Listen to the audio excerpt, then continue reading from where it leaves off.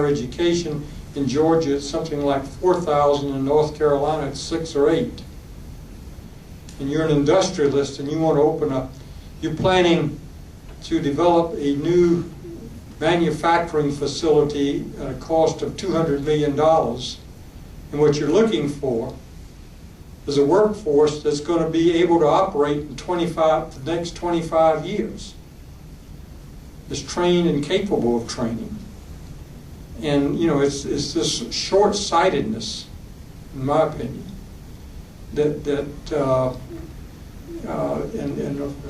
really a failure to look reality in the face by much of the political leadership in this state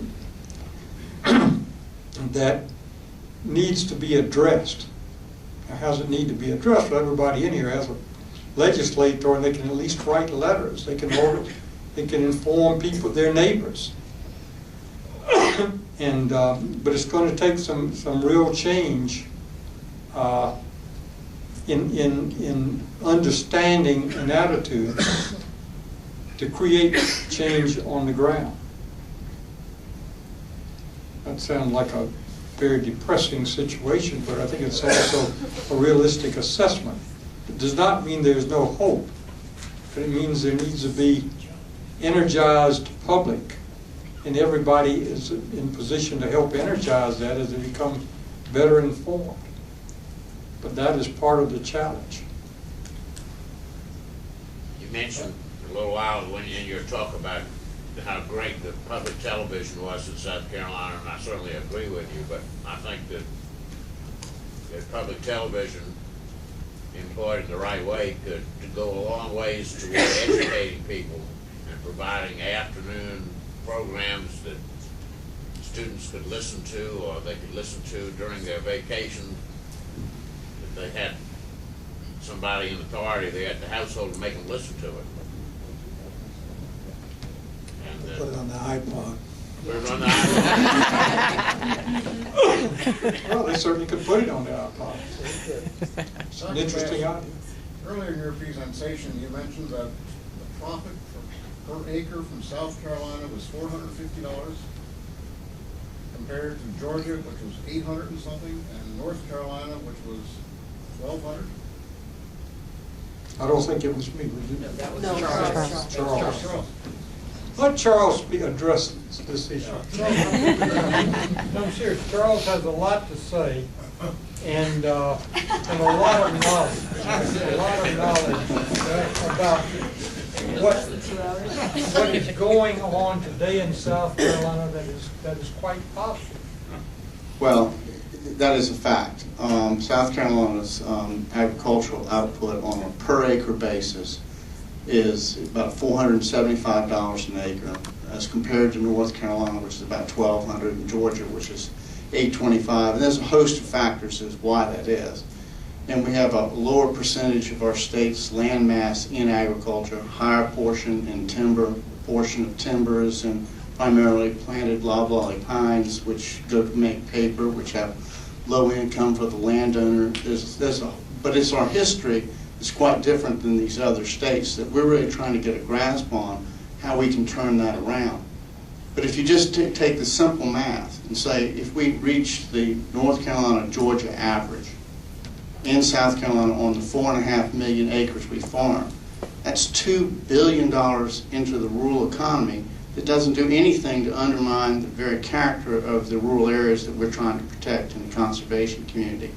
And if we can do something to leverage tourism and recreation and timber in the same way, we think we can create jobs and have a vibrant rural economy and still preserve the rural way of life, which is important to both urban people and rural people.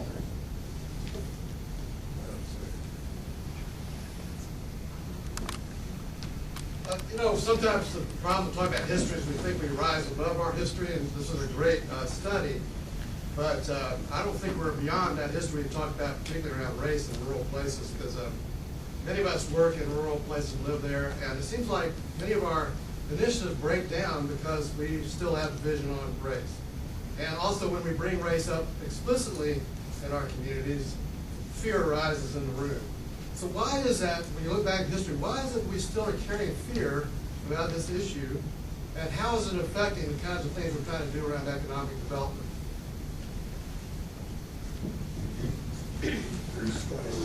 Let me just make a couple of comments on that. It's a very good question. I think it gets to the heart of understanding our history.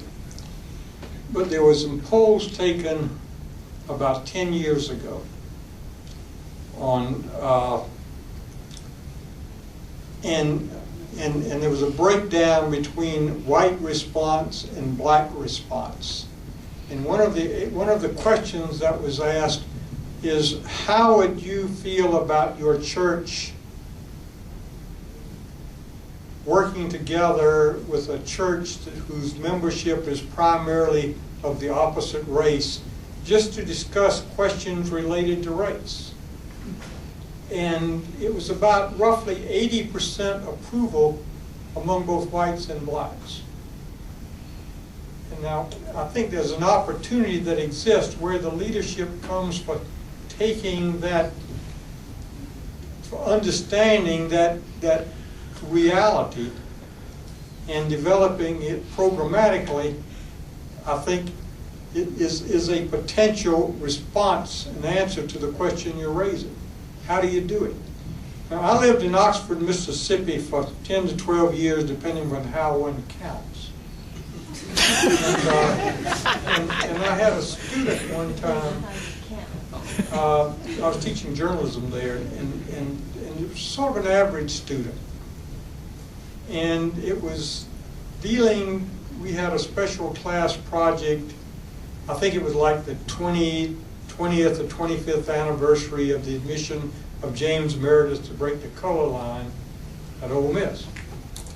And she rather innocently asked the very progressive rector of the Episcopal Church, there was only one in Oxford,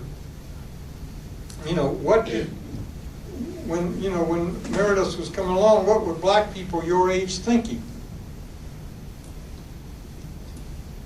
And it started a dialogue. His father had been rector before him, and he later became Bishop of Mississippi, and he was a progressive at the time of that desegregation, and so he thought, he was part of the good crowd, and it made him think, and so he called his friend.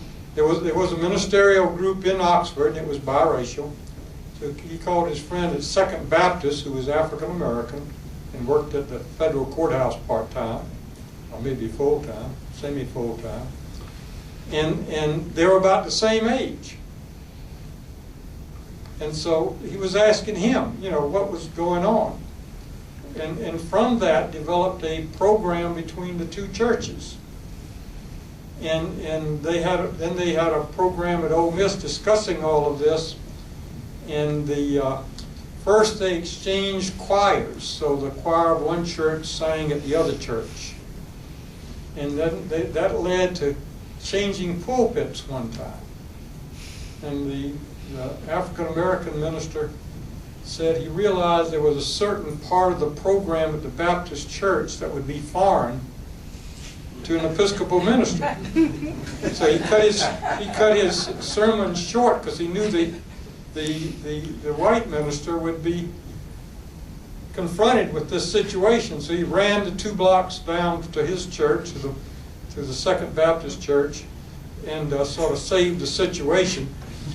And then they began having meetings of groups from within the church, selected members to meet at one congregation or the other. They'd meet together. And then the subject came up of why not have people meet at different people's homes. And he said the whites involved in this whole exercise were favorable to that, and the blacks were not. And